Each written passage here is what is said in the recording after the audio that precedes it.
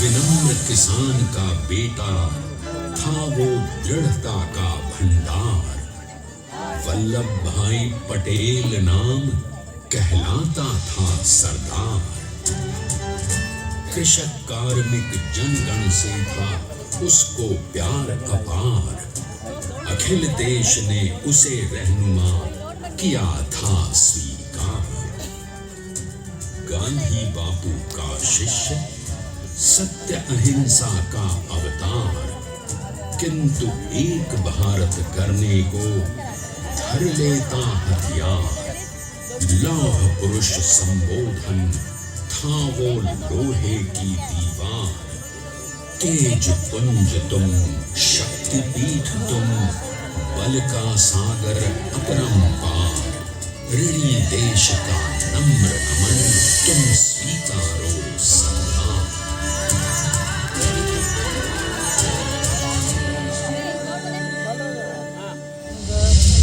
1857 में अंग्रेजों को ललकारने वाले पहले स्वतंत्रता संग्राम के एक सक्रिय सिपाही थे झवेर भाई पटेल।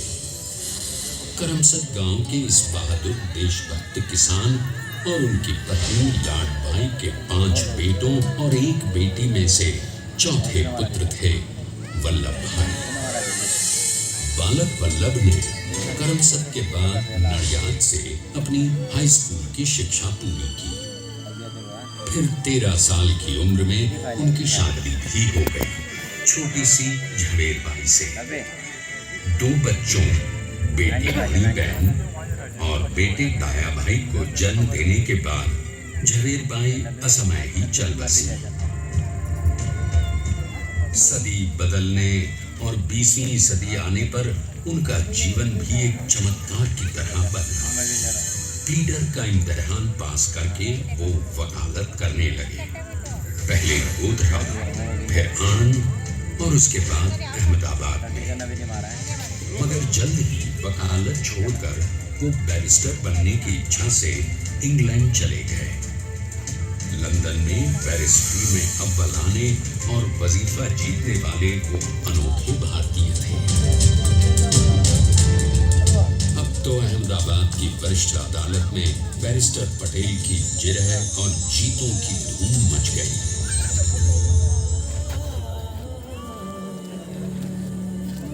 तभी एक युग पुरुष ने वल्लभ भाई के जीवन की धारा ही बदल दी।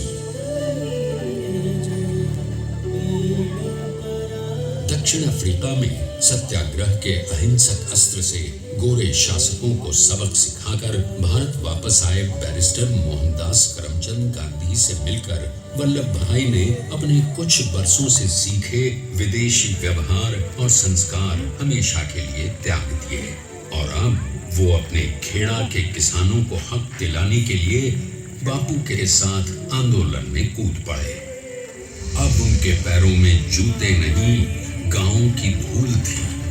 हृदय में भारत भूमि की शस्य श्यामला धरती, मन में थे गांधी और मस्तिष्क में एक नए स्वतंत्र भारत का सपना।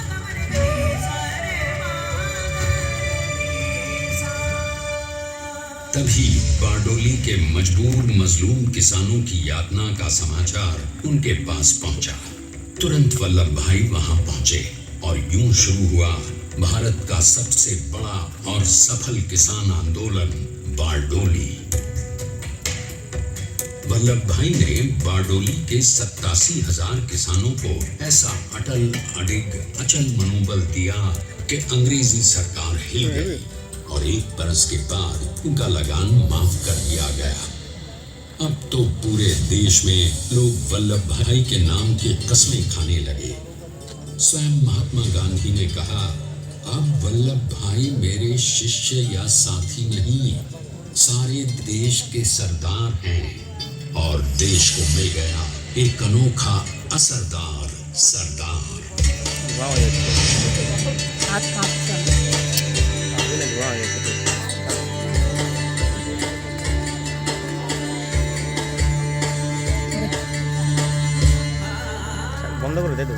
सरदार पटेल के नाम और देशभक्ति से अंग्रेज डर कर कांपने लगे। 1930 के नमक सत्याग्रह और दांडी कूच में वो बापू से भी पहले गिरफ्तार किए गए। तो सन 1932 में फिर उन्हें बापू के साथ ही जेल में 2 सालों के लिए डाल दिया गया। मगर आजादी के दीवानों को, स्वतंत्रता के परवानों को कौन गिरफ्तार कर पाया है? जेल से छूटते ही सरदार को कांग्रेस के नए राष्ट्र अध्यक्ष पद पर चुना गया और उनकी सरपरस्ती में राष्ट्रवादी भारतीयों ने तमाम ब्रिटिश सूबों में जीत हासिल कर वहां अपनी स्थानिक सरकारें बनाई। किंतु सरदार का सपना केवल सरकार बनाना नहीं था।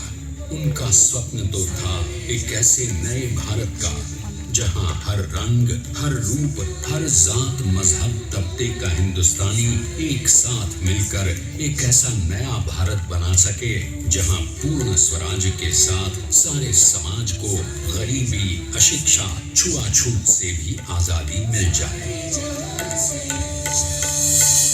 इसकी पहली रणनीति थी भारत को अंग्रेजों की गुलामी से आजादी, ताकि भारत के लोगों की अपनी सरकार सबके साथ और सबके विकास के लिए काम कर सके। बापू की अगुवाई में अब देश ने अंग्रेजों को अंतिम चेतावनी दे दी, करेंगे या मरेंगे, क्विट इंडिया, अंग्रेजों भारत छोड़ो। बस फिर क्या था, संघर्ष की रणभेरी बजी। 3 सालों के लिए सरदार पटेल को भी सत्याग्रही नेताओं के साथ जेल में ठूंस दिया गया।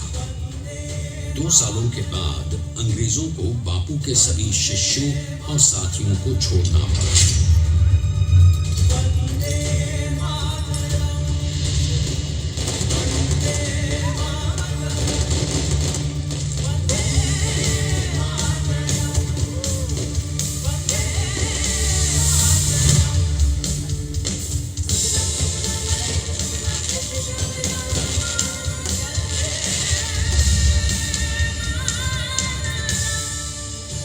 स्वतंत्रता के स्वप्न के सच होने के साथ अब सरदार पर कई एक नई जिम्मेदारियां थीं। आने वाली आजादी की तैयारी और एक नए भारत के लिए नए लोकतांत्रिक संविधान की संरचना। जैसा उनके साथी ने खुद कहा था, सरदार ने ही छेनी हथौड़ी लेकर एक नए भारत को उकेरा।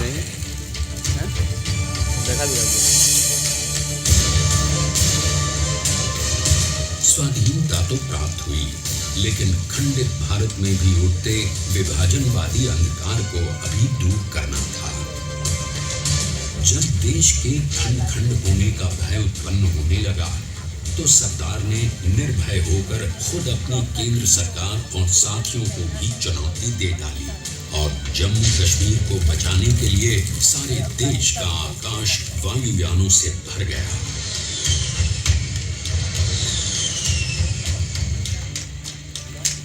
और फिर हैदराबाद और जूनागढ़ के भारत में विलयीकरण को पाकिस्तान से चुनौती मिली। सरदार चाहते थे कि देश की 1 इंच धरती अब और विभाजित नहीं होनी चाहिए। नए भारत को एक करने के लिए समझा बुझाकर मनाकर 565 रियासतों को सरदार ने अपनी सूझबूझ सदाशयता संबल से एक नए स्वतंत्र भारत का अभिन्न अंग बना लिया। हमारे इतिहास में अखंड भारत के पुरुषार्थ का ये एक महानतम अध्याय है। जैसा उन्होंने स्वयं कहा था, हमें नए धागों को पुराने तराने बाने में ऐसी पिरोना है कि एक दूसरे में गुंथ जाए और बेहतरीन बनावट वाला एक नया भारत उभर कर सामने आ सके। अंततः अपने वज्र दृढ़ संकल्प से एक नया विराट विशाल एक भारत श्रेष्ठ भारत बनाकर दिखा ही दिया सरदार ने। संसार के सबसे बड़े प्रजातंत्र के शिल्पी को प्रणाम करने के लिए देश ने बनाया है ये समर्थ स्मारक। स्वाधीन भारत को समर्थ भारत में बदलने वाले सरदार पटेल को समर्पित प्रेरणा तीर्थ भी है। प्रधानमंत्री श्री नरेंद्र मोदी के नेतृत्व में बनी विश्व की इस विशालतम प्रतिमा के सामने आकर सारी दुनिया जैसे स्वयं भी नतमस्तक हो जाती है।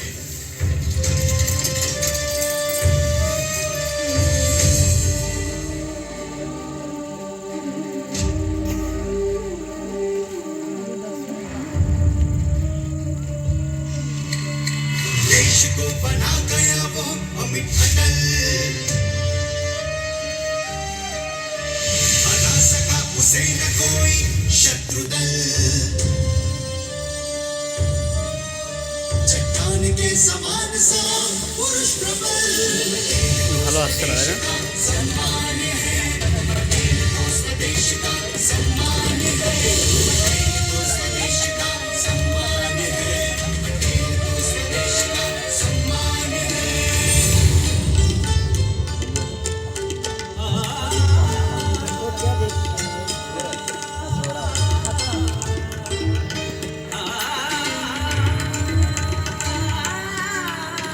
ऊंचाइयां आकाश को छुए हुए, गहराइयां समुद्र की नींद में, कदम अडिग जमीन पर जमे हुए। पटेल अपनी आन बान शान है, पटेल अपनी आन बान शान है, पटेल तो स्वदेश का सम्मान है, पटेल तो स्वदेश का सम्मान है, पटेल तो स्वदेश का सम्मान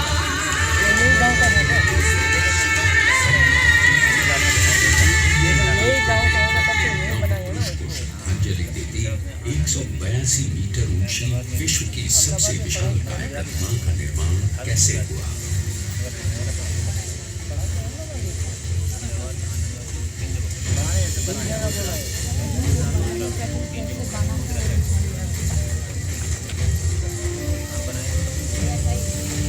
गगनचुंबी इस अद्वितीय अभूतपूर्व प्रतिमा को बनाने के लिए सबसे पहले नदी पर 4500 क्यूबिक मीटर का राफ्ट बना और फिर सीधा 600 फीट का कंक्रीट का कोर बनाया गया।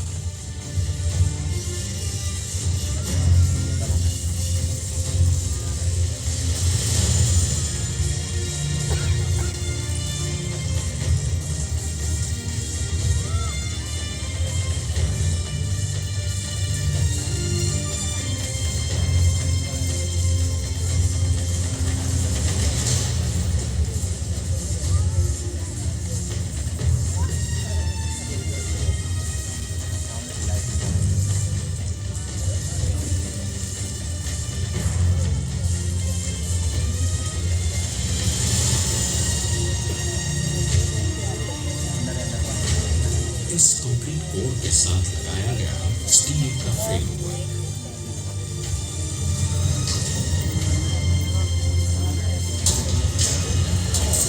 इस फ्रेम पर 6500 ब्रॉन्ज के पीसेस लगाए गए।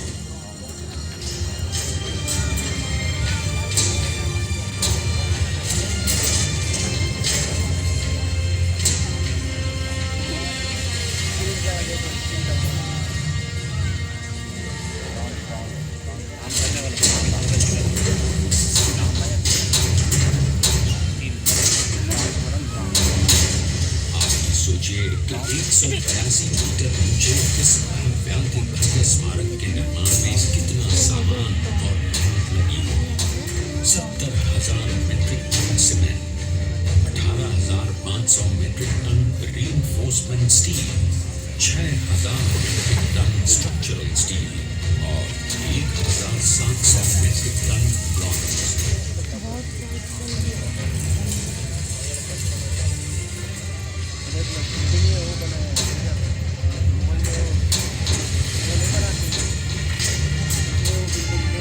स्टैच्यू ऑफ यूनिटी आज एक ग्लोबल आइकॉन है और इसे मुमकिन बनाने में एक सेकंड भी ब्रेक किए बिना देश भर की टीम्स ने 24/7 काम किया। 250 से ज्यादा इंजीनियर्स, 4,500 से ज्यादा स्किल फोर्स और 3 लाख मानव दिन। हम गर्व से कह सकते हैं कि कुल मिलाकर स्टैच्यू ऑफ यूनिटी के निर्माण में 95% माल सामान, मजदूर, इंजीनियर्स और एक्सपर्ट्स थे भारतीय। जानते हैं कि 182 मीटर ऊंची इस भव्य प्रतिमा को बनाने में कितना समय लगा? डिजाइन के लिए 12 महीने और निर्माण के लिए 34 महीने, यानी कुल मिलाकर केवल 46 महीने।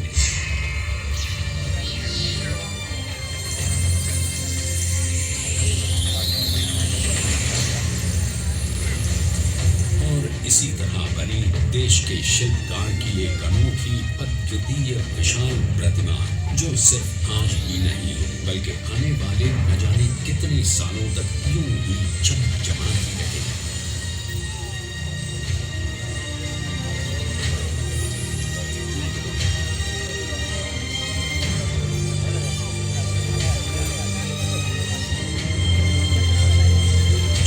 महीनों तक लगातार बिना रुके एकजुट होकर न जाने कितनों ने परिश्रम किया और उनका साथ दिया भारत की 125 करोड़ जनता। और तभी मुमकिन हो पाया एक ऐतिहासिक निर्माण जो आज कहलाता है भारत की नई पहचान।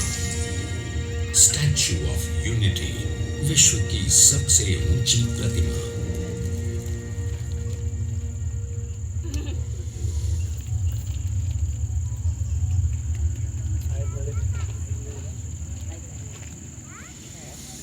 सरदार ने अपनी गंभीरता, शालीनता और दूरदर्शिता से भारत को संगठित करने के असंभव कार्य को संभव कर दिखाया।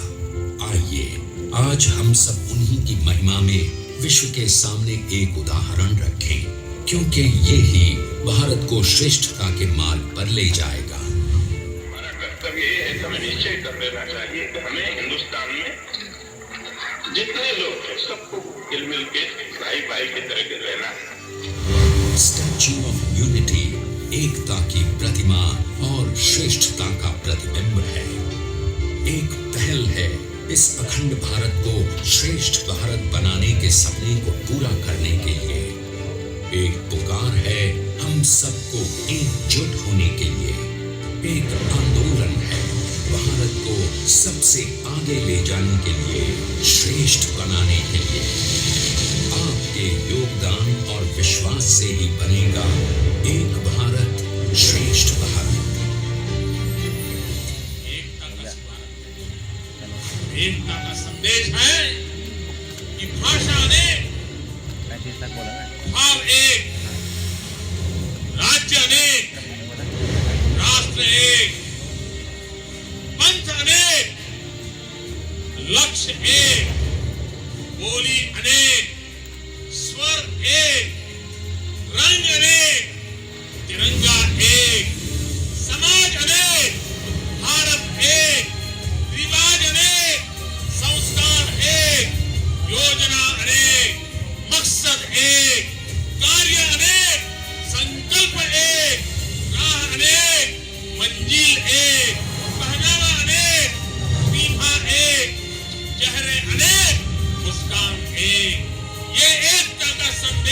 करके हम चले। और भाइयों बहनों, ये भारत की विशेषता है, विविधता में एकता। यही भारत की विशेषता